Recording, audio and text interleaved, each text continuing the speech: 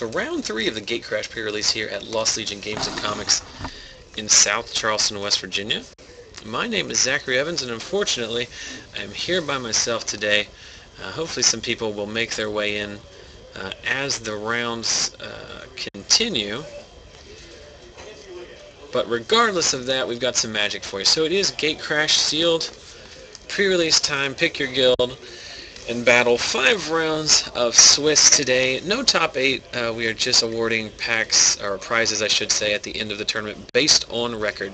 Also here at Lost Legion, you get a pack if you win a match, so you can win 5 packs just in Swiss. So let's talk about the matchup we've got here. On the left, we've got Scherr. He's playing Dimir, splashing white, he said. He opened a Dimir pool, and he ended up in Dimir. And on the right, we've got Trent Farr, and he is playing Boros. Opened Boros, and ended up in Boros. So thanks to these two gentlemen for allowing me to show their match on camera. Like I said, we got some people today who are a little bit hesitant to play on camera, which is understandable. Nobody wants to be second guessed. As we see a game of rock, paper, scissors, Rock Lobster taking out Scissors Lizard. That, of course, how we start all of our feature matches here at Lost Legion on our various streams. So if you want information on how to win your own playset of those cards, go to our Facebook page, facebook.com/ZachSellsMagic. We give them away every week during our regular Friday Night Magic broadcast.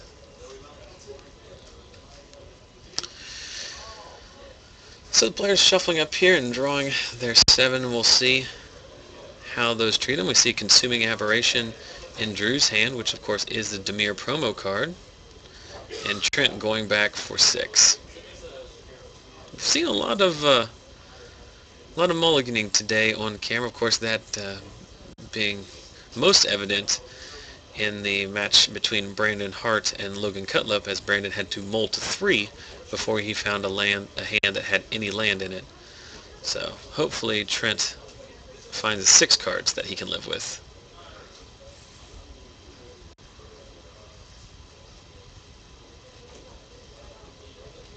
This is a quick question in the chat, or a quick comment in the chat. I see someone had a pre-release where there were only 6 people.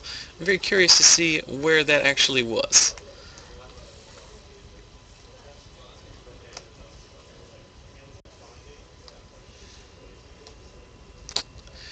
For those who are asking, we did have 58 at yesterday's event. This is, of course, our second pre-release here at the store.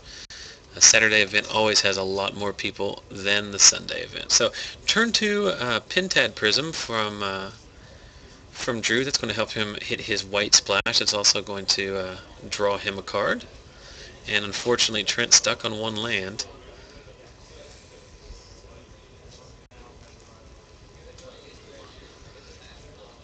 And we see a key rune there. I'm not sure which one it is.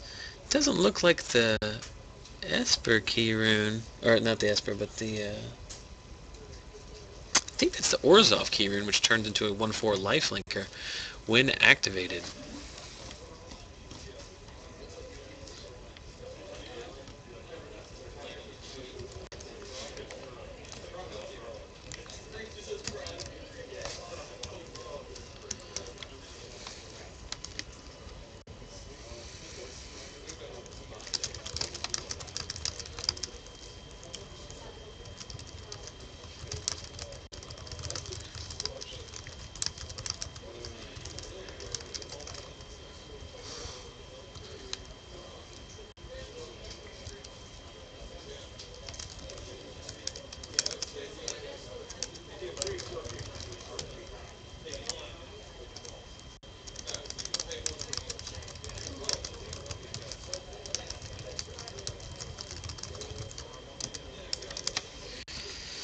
Okay, so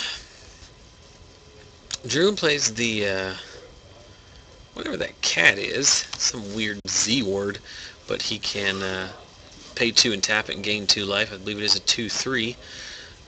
No, maybe just a 2/2.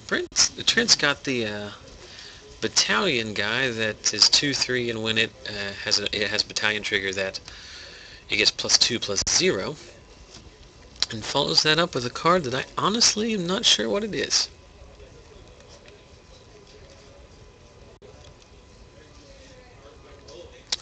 but I will find out quickly. That, of course, is a Fire Fist Striker, 2/1/2 drop. It has a battalion trigger that target creature cannot block. So, the kind of card you want in the battalion mechanic.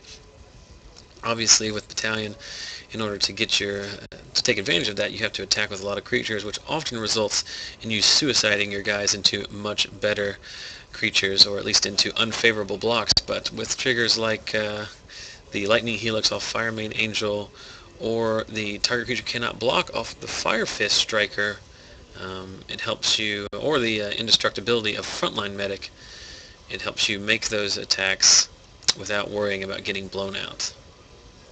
So he's going to serve in here with his 2/3 and his 2/1, offering the trade there with the cat. Drew considering his options, deciding if he wants to block or he just wants to take the damage. And it looks like he decided that he just wants to take the damage. And Trent doesn't add to his board, so at end of turn, Drew gains life back up to 20 anyway. He's got 2 Pentad Prisms there, which don't actually ramp your mana, but they do help fix it. And he plays a Flying Sprite, which is 1/2, but he can pump to make 2/1.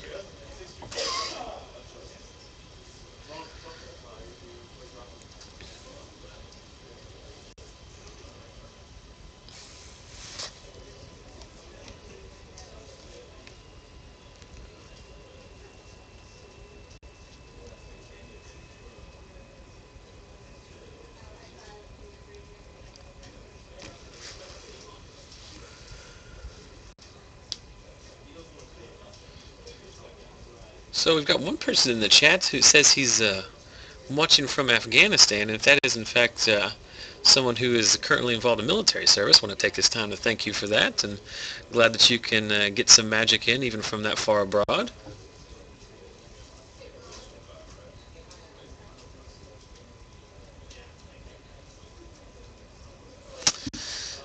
Trent using an instant there. Not sure what that card is either. I think he may have missed a play there. I think he's regretting something out there, but I'll check and see what that card actually is before I make a comment on that. That is Arrows of Justice, deals 4 damage to target attacking or blocking creature. Not sure exactly what happened there. Let me go out and ask them. What happened to that one guy?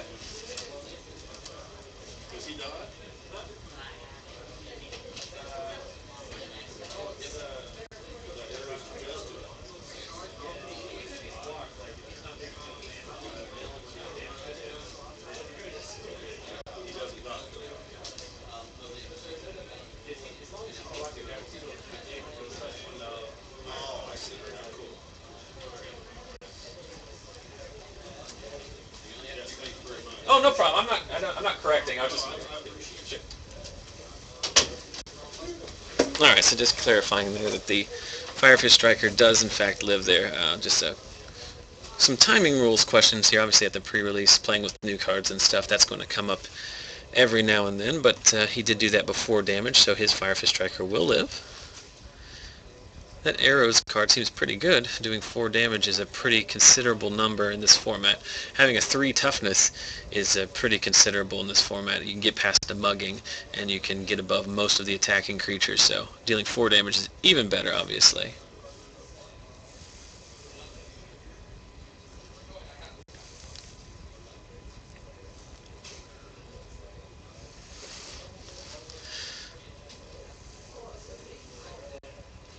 No, we got the, so there's a question in the chat about why the guy died, but we got that sorted out. Don't worry. There's nothing, all is right in the world. And assuming that his opponent didn't say anything because he was trying to get the better of him is functionally incorrect. It was just a misunderstanding of the way the damage application step. So it's a very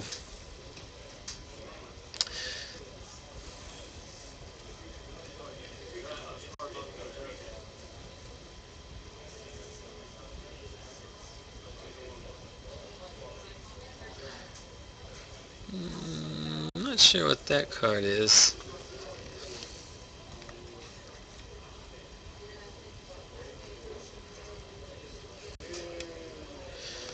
Now there's questions about how many cards Drew has in his hand. I mean, I don't know, guys. This is a pre-release. I'm not. You don't have to understand that it's very frustrating to these guys. It's kind enough of them to let us show their games on camera all the time, because it is somewhat unnerving to constantly be under the microscope as we see consuming aberration come down. So if I can confirm he has more than 7 cards, I'll go out there and make sure that he takes care of that situation. But for the time being, all of that aside, Drew landing consuming aberration, which of course is a Dimir promo. Power and toughness equal to the number of cards in all opponents' graveyards, so super good in Commander, but also pretty good here. It's currently about a 6/6, it looks like. So Trent following up with an Ember Beast. It's a reprint. It's a 3/4 that can only attack and block if it doesn't do so alone. So you have to declare 2 attackers or 2 blockers in order for it to get in on the action. And the other half of consuming aberration that you need to remember is anytime Drew casts a spell, he's going to have to mill, I think. So there we see a Grisly Spectacle, which is going to destroy target creature, and then they mill equal to the number of until they hit a land. So there's the first one. That's the trigger off the aberration. And then now from the Grisly Spectacle, milling 3 because the creature had 3 power. So all of those making the consuming aberration even bigger. If you're picking a guild solely on the power of the promo card, consuming aberration is clearly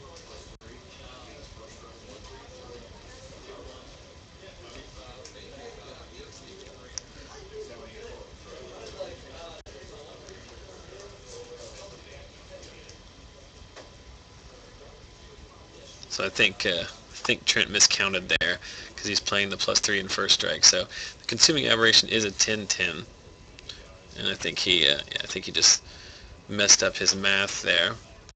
He is forgetting. I think what happened there was that he knew it was a 5/5 previously, but forgot to factor in the mills off of the other 2. And there's the old Game 1 handshake, supporting.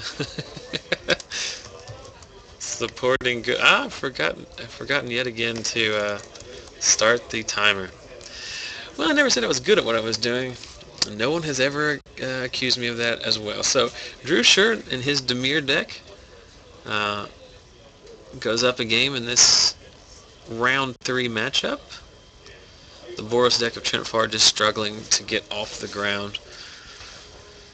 Drew had a fair bit of removal. This is a format where removal is at a premium and is almost entirely in black and red.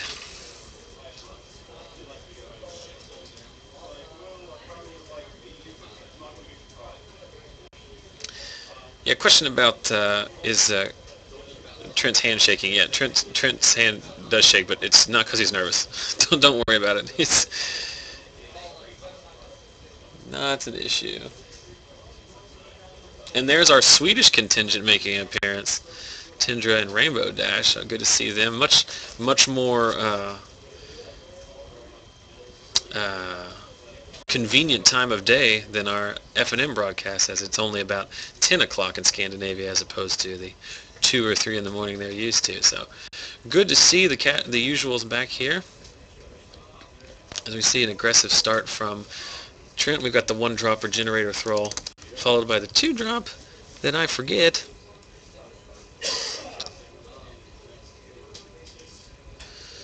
And then we got Drew checking to make sure he doesn't have too many cards to silence the critics. That 2-drop white card, I'm not sure exactly what it is. It's been played earlier today. I think it's like a 2/1, but I can't remember what its trigger is, or if it has one. Oh, it's Daring Skyjack. It's a 3/1, and when it attacks with Battalion, it gets flying. I didn't see what Trent enchanted it with, though. apologize for that. I just missed that completely. So there we see, I think that's the Dimir keyrune, maybe? I know he played a Orzhov keyrune earlier, too.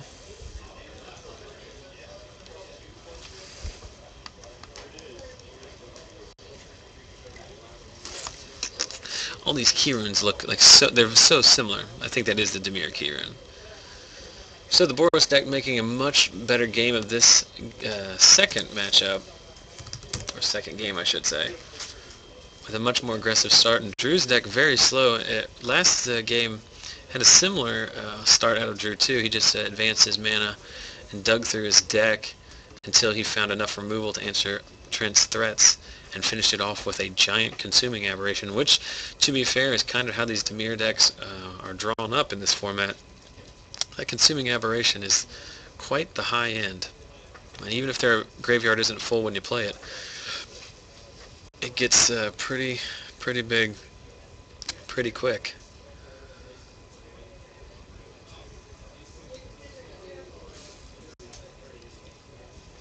And we see the 2/3 with +2 +0. And that same removal spell again that oh, that's the counter spell. That is the 3-cost Dimir counter spell that counters a spell, and then they mill cards equal to the casting cost, I believe. But Drew's still in the pickle here, as he's down to 7 life with nothing on board.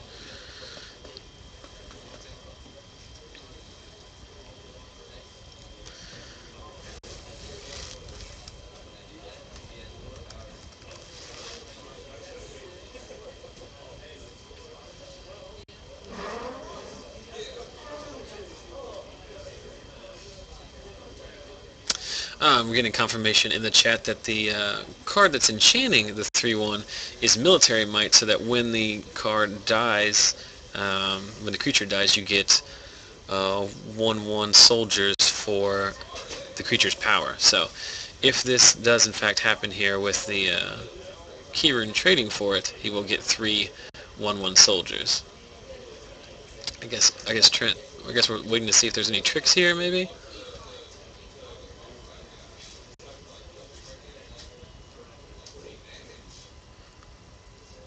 And the white coat.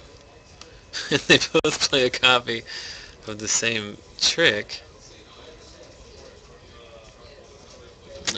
Well, this is just a nightmare for me as I try to figure out what all of these cards are. I don't know what just happened, but they both played the same sequence of cards here.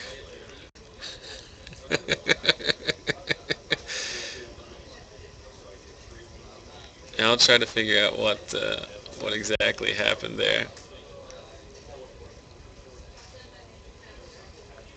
And again, I apologize for my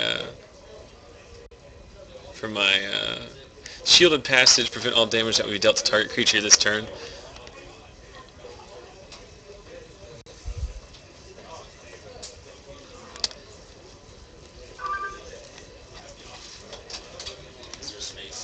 Yep. Yeah. Hooray. Boros versus Boros. You won? Yeah. 3-0 then? Yeah. Well, it was basically, I got 2 bomb cores out every single game. So we're now joined by Yin Sang, who is rocking Boros to a 3-0 start.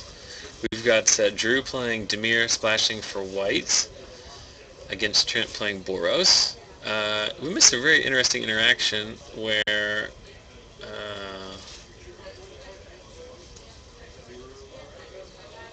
I'm not entirely sure the last turn was played correctly, but the problem is that my unfamiliarity with cards. They both played the card that gives their creature protection, and then I guess maybe, I don't know. This was a struggle. I'm a little bit torqued because I asked a couple guys who are not playing in the event if they could come and help me with some of these rounds. They said sure, and round three comes to a close and they're still not here. Of course, I don't necessarily expect people to take away from their own enjoyment of being at the card shop, but it is difficult to do. It is difficult to both handle the mechanics of the broadcast, try to monitor the chat, keep up with the scores, and also figure out what the heck all these cards do. Yeah. It's kind of hard to tell from the screen sometimes what they are. Well, I can understand. Because, if I'm familiar with the... Well, that's an interesting it's point. mostly the art, I guess. Yeah, it's by the art. Because like most people talk about, like, can we get the... That's one piece of feedback that we've gotten a lot, and that's why I've dropped the camera down, is because people say that they want the camera to be lower so they can see the cards better. But to a certain extent, if you don't know the cards well enough as it is, you're never going to know... You know what I mean? This is not designed as a... People have asked, like, can you have a card viewer so that every time a card pops up, we can see what it is? And it's like, you don't understand that when the Pro Tour does that, they have like a 20-person production staff. And it's just me and back here in this closet trying to do it. There's also not room enough on the screen. And the more room that takes up from the card viewer, the less you get to see. So at some of you, you're just going to have to be able to recognize the art. The problem is with the newer cards, it's just much more difficult to figure out what's going on because you're not as familiar with the art.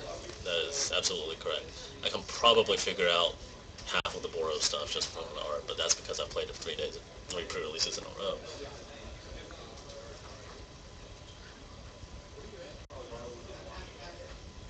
Yeah, there's an interesting thing. I don't know if they both tried to smite something because they... because only one of the creatures was blocking, so I don't know what was going on. There's one card I don't know. I didn't know what the art was. Well, smite is like the most misread card ever in this set. I've had to correct people like 5 times. Because it's blocked creature. Yeah. So you can only attack. You can only smite an attacking creature. Yeah, and everyone plays it as destroy target blocking creature. Yeah. Or probably play it as blocked or blocking creature. They just don't. Yeah. But regardless, I think the person who came out on the if that was an incorrect play, I believe it was Trent who came out at the deficit, and he ended up winning the game. So luckily, it didn't matter. What is your opinion of these Pentad Prisms? Drew's playing a couple of them. I think I guess they're fine. These help you speed through your deck, but they don't really ramp your mana at all. They mana fix, so if you're forced into 3 colors for whatever reason, even if you're playing 2, if you didn't have the pool to build a very good 2. I guess it's fine. It cycles and it's colorless, so it just helps you speed through your deck. That's the Sky Check, right? So that's the 3/1. 2/2 flying haste. No, that's the Boros, the Legionnaire. Sky Knight, whatever. Well, the other one is the Sky Check, right? It's the 3/1. The one he just played is the Sky Check. That's like the only card in the set that I'm 100% sure on every time is the ugly art Boros Sky Knight Legionnaire. Yeah. But the other one is the Daring Skyjack, which I believe is the 3/1 that battalions to fly. Yes, that's correct. I did not get it this time. I had it the first game, or the first pre-release.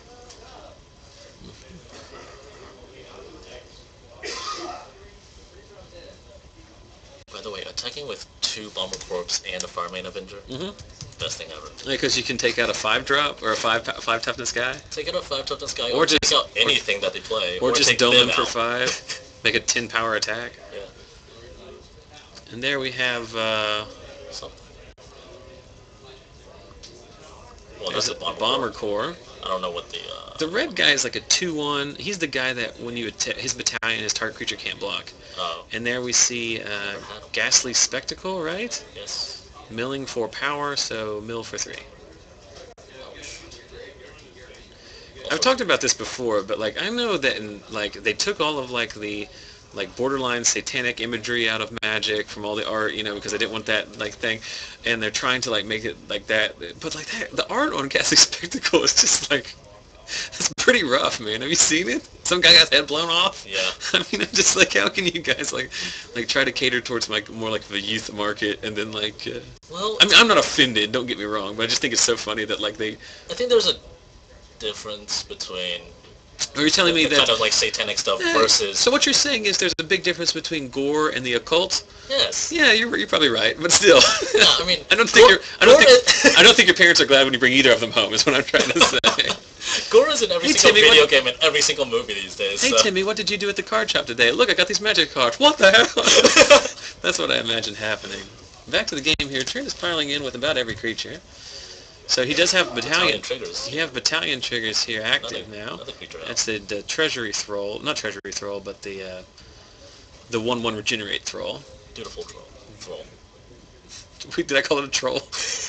It's good to see Thralls back in the game. Yeah. All the way from Fallen Empires. I know. The worst set ever printed. Had 3 playable cards in it. Maybe start seeing Thrall Legacy next. Thrall Legacy. Yeah. We can finally dust off that Thrall tribal deck you've been meaning to bring to Legacy. I know. So he's got Super Battalion now. If you attack with 6 creatures, do you get Double Battalion? You should get Super Battalion. You should. People are talking about frontline medics here. It's a card I wish I could get. Yeah, I saw somebody else had a frontline medic, and you wish you could get in terms of like just for like standard, and you want to trade for it. Well, I wish I could get it in sealed too, because it's just flat out amazing. But I'm running it in standard as well. So that's a shit load of. Mm-hmm. And he's going to Avenging Arrows. Is that what that's called? Or it's like something arrows. It deals with Avenging Arrows, yeah, 4 damage to target attacking or blocking. So he's going to take out that the Legionnaire because it does have evasion. So he's going to take 1, 2, 3, 4. Should be 5 with the battalion trigger. Yep, and that's in fact what it is. So Drew kind of in a world of hurt here. Consuming Aberration. I'm not going to save them. Yep. Which is 5/5. 5/5.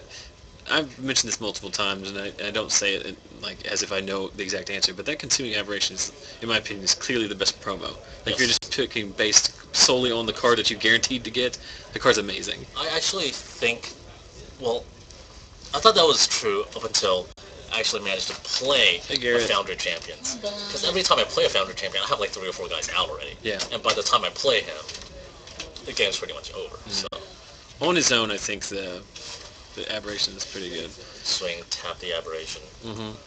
More than enough. Assuming that since Trent's guys are sideways, he won. Yeah, yeah. He lost game 1 just basically because like he just had a clunky draw, and then Drew has a lot of removal, and so he just like 1-for-1'd him and then played the Aberration, and it got to be like a million and attack for the win.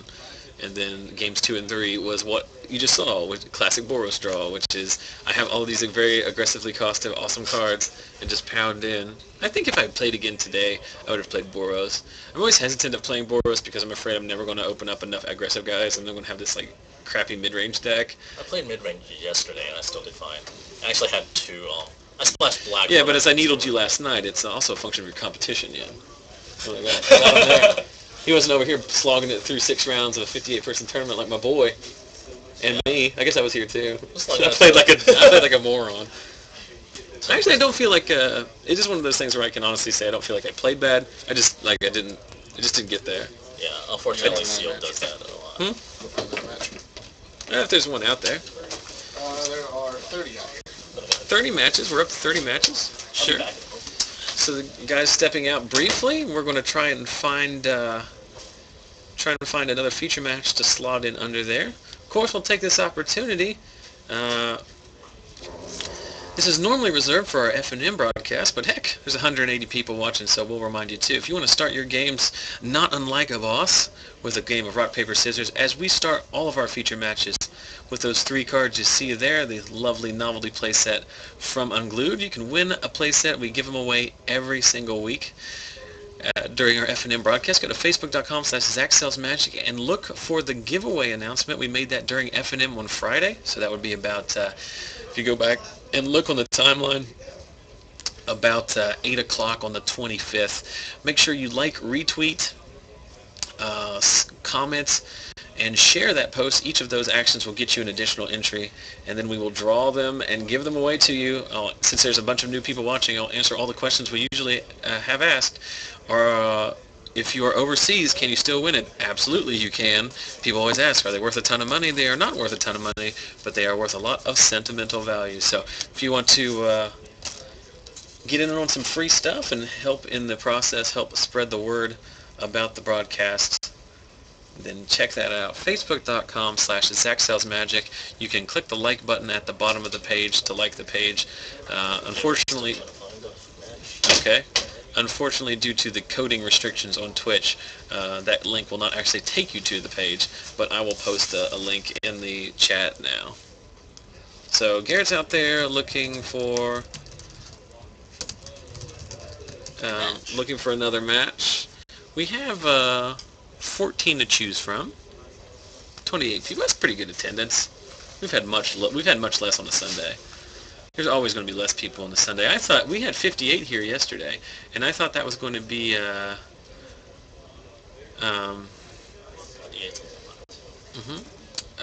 what was I saying? I just lost track of thought because I was looking at the. You thought that was going to be a blank. I don't know what. I thought 58 was going to be okay. Great. So now someone's posting a picture of and that gets you banned. Yeah. But anyway, someone was posting. Someone asking me what my record was yesterday. I went 3-3. I actually, truth be told, I can't believe I keep forgetting this. I went 2-4, but one of my opponents in round 3 beat me, then had to leave. So he basically scooped to me. I gave him the pack, and we went on because there's no point in he should get the pack he won and stuff like that. So he offered that. And I thought, sure, might as well. I didn't end up winning an extra pack, so it didn't matter. But I didn't. It was just bad news yesterday for me. I can't necessarily blame it on the pool. I know that's a very common kind of thing, but like. You play the cards you open, right? Yeah, I mean, it sounds awkward and terrible when you just blame it on the pool, because that's not necessarily always what happens, and everyone can just blame it on their pool if they lose. Yeah. But the fact is, sometimes you just don't pull a whole lot of goodness. Yeah, it's, I mean, it was not the best pool I've ever opened. I did not run very good. Nothing. You got nothing? Nothing. All right, so we'll wait to. Thanks for looking, though. All of those casual players that don't want to play on camera. There were a couple people that were shuffling up for the next game, but they didn't want to play on camera. That's fine. That's to be expected here at the pre-release. But yeah, like it was just Sealed's very frustrating because we talk about. I hate Sealed. I don't really I don't really like limited, but that's just because I'm not very good at limited. So I'm not good at drafts, but I can build probably the best deck I can with Sealed. Someone's very excited to see you. Camp Counselor Steve says he went 3-1, so suck it, Zach. Look, trust me, I expect going into any Sealed event. Zach doesn't sell Magic. He started following me on Friday. I think it's funny, but I enjoy Sealed. I don't know who Bad Jones is. I enjoy Sealed. I enjoy limited in general, but like I just don't play it that much. Yeah. And it's one of those things. It's like skiing or golf. Like you can't get good at it unless you play it. You know what I mean? I think Sealed is like skiing for me because it's just me like stumbling over myself, rolling down a mountain. It's because both end up with you getting hurt. Yeah.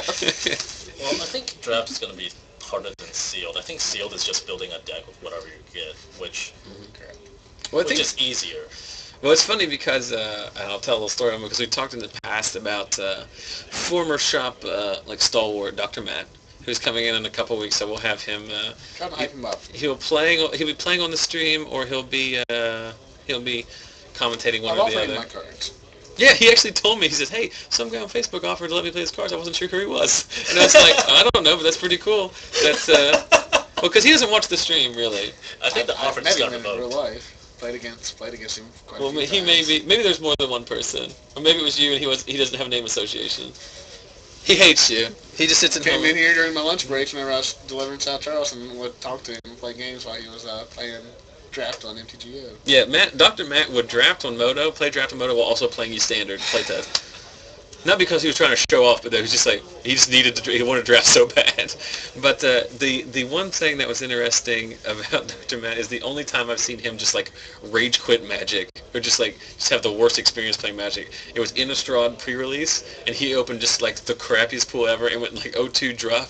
And like one point I was like looking around for him because like we'd come together, well not come together, but like we were planning on do stuff afterwards. He was just like, "Hey man, sorry, like I had to get out of there." He just would like to get something to eat or something. He's just like, "Let me know who do you want to hang out." Because like sometimes like you just open a pool that's not that great, but of course the pre-release is supposed to be fun. Like it's not supposed to be, if you come to grind value at the pre-release, like you're doing something very, very wrong. You know what I mean? It's not but it's still frustrating. Yeah, it's very frustrating. Yeah, regardless of whether there's any high stakes on the line or not, it's very frustrating. I would be more upset if I was playing, for example, that's why I'm not going to Charlotte to play the Sealed. If I go to Charlotte, I will participate in Magic, but I will not be playing Sealed, because donating $30 to the local community in my card shop here for a pre-release to play with new cards, get in trades, and play Commander, fun. Driving all the way to Charlotte to donate $40 to go 0-2 drop in the field where I feel like I have no chance whatsoever is not necessarily something I'm signing up for. So, but Yeah. I think the only way I'm going to play in the sealed is if I get a 3-run buy somehow. Yeah. Well, there's two GPTs. There's one. There's one here that's very awkwardly on a Thursday night. There's one in Richmond coming up soon. We can talk about it off camera. It's not something that We can advertise it right now. we are. Well, it is. Yeah. So if you're local, but I don't even know what date is. Is it next Thursday or Thursday after? I think It's not that far away. There'll be information on the website, but we are having a sealed Grand Prix trial Not this for Thursday, Grand Prix Charlotte. Not this coming Thursday, but the next Thursday evening. And JB's thought is that we have Thursday night drafts anyway, so that's like the limited event. And he's like, well, then we can play limited on that. And I think that's a faulty assumption. But then again, like I'm not involved in this. Like chances are you might get poor turnout regardless. But it is what it is. Like it's already been. So it's a signed, sealed, delivered. What can you do? Yeah. Because I honestly think that we have like enough of a following on the stream, like regionally, that like if you said, hey, we're having a Grand Prix trial for this event that's local, because Charlotte's local. Like I mean, in terms of like, it's not California. You can drive to Charlotte from West Virginia. Yeah. I know no one knows where West Virginia is. Like like Cardis. It's like 6 hours. I'm going to the beach. It's like 5 or 6 hours to Charlotte, right? I think it's 5.5. Yeah. Okay, so it's like it's a hefty drive, but it's doable. It's the same like to Indianapolis or something like that. It's about 5 hours. Because we went there in March for the one thing. Someone surely blood rush Garrett. He keeps going. I mean, that's how you can intimidate your opponents. Yeah. I use 20 my plus advantage. hours. Yep. Someone was also pointing out that 5 hours is short, but only in America. Like in like mainland Europe, like it's like a lot different thing. But just talking about someone went to their first pre-release yesterday. And even though it was their first pre-release and they haven't only been playing Magic for a little while, it's still fun to learn the new mechanics and play with the new cards. It's a lot of fun to... Speaking of learning new mechanics, what level 0 judge? I'm a rules advisor now. Yeah, I did see that you passed your level 0 Me and judge. you both are. Yeah. You finally... How many times did it take? 3. 3? So what are you going to use that... are you going to use that skill only for... Use your power only for good, right? Yeah, I'm definitely not going to be a judge. It was just like it was just like be for good. It was just like a moral victory. You Yeah. just wanted to get it. Yeah. I'm going to try and get level 1 at some point in my life. Like I would like to judge I'm like slightly in some of the communities now, and like there's a judge group on Facebook, and I'm sure that it's meant very well. But like someone will post a topic, for level 0 and level 1s to discuss and try to work out, what the problem is, and it's just people going at each other's throats. Yeah, whenever you respond to someone answers. the problem with judging is the same problem with like people who are officials in youth sports, and it's because you have like a certain percentage of them who do both because they want to help the community, they want to like encourage like a supportive atmosphere, and then you've got the guy who's like really sucked at sports when he was a kid, but really liked sports, and he things never panned out like the way he wanted to, so he's just going to take it out on a bunch of like 12-year-old basketball players. And the same thing happens in judging and Magic. It's just like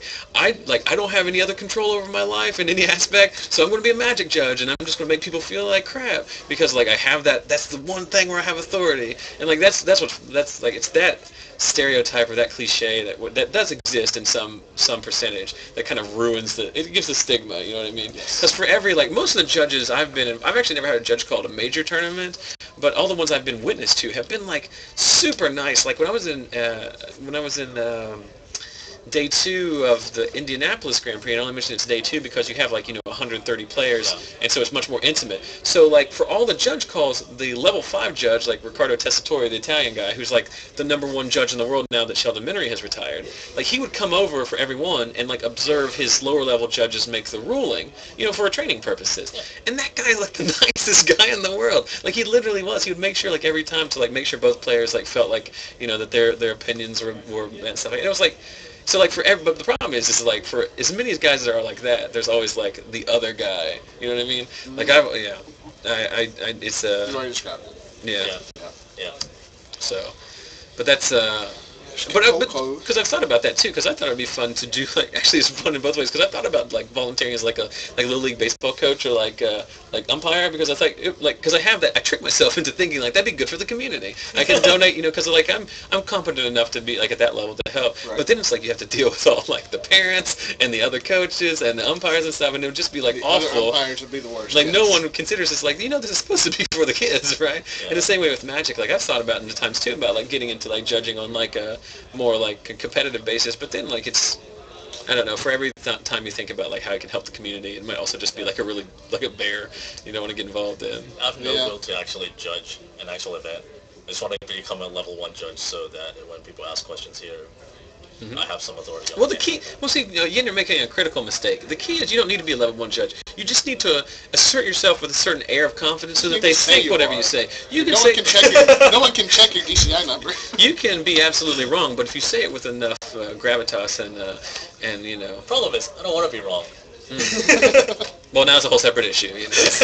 You're really backing me into a corner here, trying to give you outs. Back to your point, I did volunteer one time whenever I was up in Elkins to be a coach for the YMCA basketball league. And I mean, I was already there working out.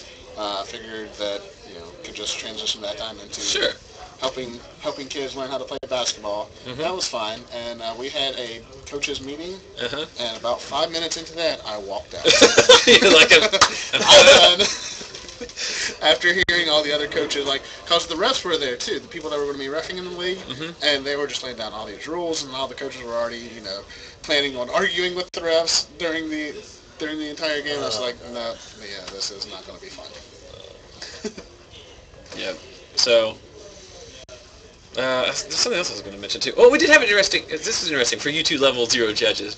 We had an interesting judge call during Commander last night, which I was the de facto judge, which is a very like JB had already left. Like I think I was just the senior Magic player at that point, so they asked me. But I think I got it correct. But I'll be curious you two guys. So you've got Dark Depths in play, right? We're all familiar with Dark Depths. Bunch of counters on it. You're not familiar with it? Nope. The game starts with 10 counters, and then you remove one every upkeep. And then once you remove it, if it has no counters on it, you can sack it, and you get a 20/20 indestructible. Oh, man, Lodge? Yeah. Yeah, okay, yeah. And then it's a legendary land. Right. And then, so the question was, the other player had Thespian Stage, turned it into Dark Depths. The question was, first of all, does it have counters on it? Because it comes a copy of Dark Depths, and then subsequent to that, can you sacrifice it? If it doesn't come in with any counters, can you sacrifice it? And well, it does come in with counters on it because the copying is a replacement effect. So it doesn't. Thespian Stage doesn't come into play as the copy. You have to activate it to turn it. Activate the ability to make it a copy. Okay. I thought it was like I think Vesuva. Yeah. No, it does Vesuva, but it does it activated instead of come into play. That's the difference between the two. It also copies Dark Depths as a name and everything. Yes. So it would just die as a stat. Yeah, so that's what I told them. It's like a state-based effect. It's like, what I said was, it wouldn't have counters, and you could sacrifice it if it didn't die immediately. Yes. Because they're legendary. It dies immediately. So that's been Judge's Corner here at the Zexcel's Magic Gatecrash Prerelease. I did find this interesting. JB gave me this interesting card. No, look at it. It's a miscut. Oh, it's square corners? Yeah. Sweet. That's always nice. I like miscuts. I collect crimps and miscut foils and stuff like that. I have a miscut Thought Scour foil that Dr. Matt opened in a pack once and gave to me. That's really cool. Why did he give it to you? That would be like right up his alley. Thought Scour, right? That's a card that he has to have resolved 1,000 times. Yes. Also fun because he is a brain surgeon, so it's kind of like thematic to his job. But he also knew that he doesn't give a crap about that kind of stuff, and I like the foil. Foil miscut playables in Legacy are like pretty fun to have. Oh, yeah. If you had a foil miscut Brainstorm from Mercadian Mass, like how much would that be worth? Yeah, like regular one's worth like 100 by itself, isn't it? So, all right. So we are out of time here in the round, but we are waiting for round 4 to start. That is one of the problems with the pre-release is that if you watch our F&M stream this week, we had only 18 people for F&M because of, number 1, it's the day before pre-release. People are midnight pre-releasing. Number 2, it's the stale end of a dead standard format. But most importantly, number 3, like we got tons of snow and the roads were awful. So a lot of people from distance didn't come in. But like the best thing about that is we played that tournament to the finish. and we were out of here at like 11:30 or something like that. Yeah, because like what happens is we only have 9 pairings, and it was mostly the grinders too. They're like I two think you did casual. 45-minute or 40-minute rounds. Well, we always do 45-minute rounds, but it was just like as soon as the last game was over, just fire it up. Because like when you only have 9 people or 9 matchups, a lot of times like you're not waiting. When you have 20 matchups, like all it takes is one high tide player for the round to go to like 10 minutes past time. But if you only have 9, if you have 9, you were here, right? Yeah. But do you ever watch the stream or watch anything like that? You're probably getting ready for pre-release at that point anyway.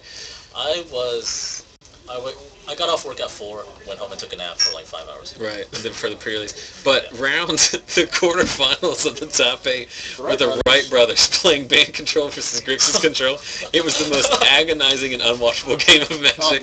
Game 1 and 2 total about 45 minutes together. And then game 3, Scotty kept the loose one and got punished for it. Yeah. But like it was literally the longest match in the history of my stream. It was like an hour and 20 minutes or something ridiculous. What's funny is they're going to the top 4, and we joked about like the other players in the top 4 that had won. They should just agree to chop with the winner, and then we could just go home. Just you guys just get done playing. Heck, you all can go to the house and play and let us know who won. Yeah, really. Because they do go to they'd ride in the same car to the same house.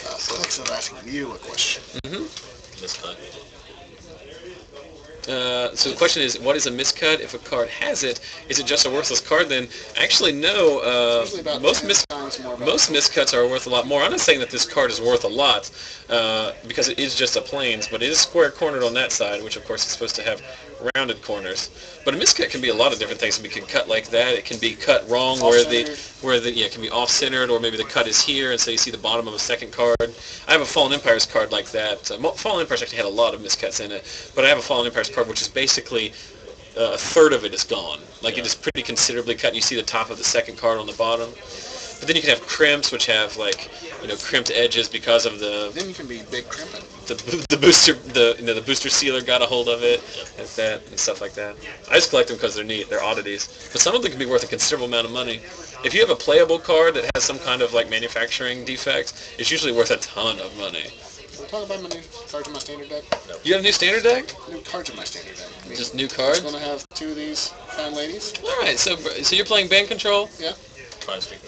Oh, come on, man. Stop playing Bant Control. Prime Speaker Zagana.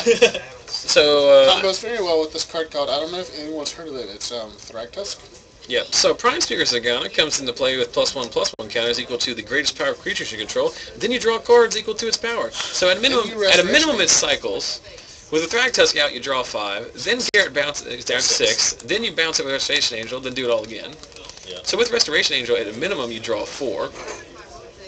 Because you have Restoration Angel in play, theoretically, because you just bounced it with Restoration Angel. Right. I actually opened this in my sealed pool yesterday. And Everyone didn't play. did. There was like 6. Yes. And I couldn't play it to save my soul because it's double blue. You can't splash double blue. 1 Blind Obedience now. I really like Blind Obedience. I'm still trying to get 2 more. And then in the sideboard, 2. 2 of this guy? Where are you bringing this in? Oh, you have a foil one. Where are you bringing this in against? Bringing this in against Control. So Mystic Genesis is a combination of Mystic Snake and what's the other one? Oh, from Time Spiral. The snake thing that you cast it and you get a +X. It gets +X/+X. I don't know. I had 1 Dispel and 1 other card that was really underperforming. So now they're both Mystic Genesis. What is that card called? Help me out. It's like a Draining Whelk from like Time Spiral block. It's like a 6-cost 1/1. It's like a 6-cost 1/1, but it comes into play. It counters a spell, and then you get +X/+X equal to the cost of the spell. It's like similar effect. Like you get a dude. You counter a spell, you get a dude. So it's a 2 for 1. Good stuff. Good. Always good. I'm still trying to get tap out for Sphinx's Revelation. What? Where are these cards? Especially whenever they tap out for a Sphinx's Revelation. You're like, give me a news. I like that very much. Do you have any shock lands? I opened a Goblet Shrine yesterday and immediately traded it for a Grove of the Burn Willows. The foil Grove of the Burn Willows from Vault. Yeah. I mean, on paper it's like a $2-3 difference, but I'm pretty sure that Goblet Shrine is. I didn't want to trade Goblet Shrine for $15. I don't think that's. It's not going to save you 15. Right. I wanted to. Everything's going to drop to about 12, I guess. What, the Shocklands? Yeah. They're all settled at 10. Well, And then they'll all go Gatecrash, up. I think, because the set itself is crappier than Ravnica, it's not going to be as much open, so it's not going to drop as much because there's going to be less supply. But to be fair, they started at a much lower point. Yeah. But, I mean, just don't think they're going to be. But I think Grove of Burnwillows is, slowly going to go up to like 15. Well, it depends how played it is. I mean, it's Modern Caesar now, so if Grove hasn't already gone up a lot, it's just going to stabilize where it is. Pod, I mean, everyone's talking about Pod as the deck to be right now in Jund, or in Modern, because it has a good matchup against Jund. Here's a question from the chat. Is the thing with Mystic, whatever that thing, Mystic Genesis, is it converted mana cost or is it cost? Converted mana cost. So the Sphinx will just be 3. Yeah. No, it'll be whatever the X is paid. Yeah. Well, that's what I'm talking about, was 3. No, like, if it's not being cast, if it's just, like in a zone... If they cast it for 0, where X is 0, totally 3. Right. But if it's placed on the stack and cast as X is 5, the converted mana cost of that spell is 8. Somebody opened a pack in here, took the rare, and then left all the dragons with me. Does it have a Boros Charm? It has Illness in the ranks. It's pretty good. I need a Boros Charm. Only open one. I had one yesterday. I gave it away. I traded it. No, I opened a Dimir Charm, traded it for a Boros Charm, and traded the Boros Charm for some foil something that Jordan wanted, so that Jordan would owe me for the Boros Charm. They got a Crucible of Worlds, so... Alright, so round 4 is coming up. Thanks. Alright, so round 4. These guys, Yen, you're playing at table 2 against Trent. Oh, Boros versus Boros. Boros, Mirror. Man, I get to play against somebody that already has a point. Garrett, he got a bye. He got a draw. Jeez. Alright, so we're sending these guys out there. And then we will try to find you a feature match, and we'll be back in here for round 4 action. You are at table 8. Alright, so stick with us, and we will be back shortly with round 4.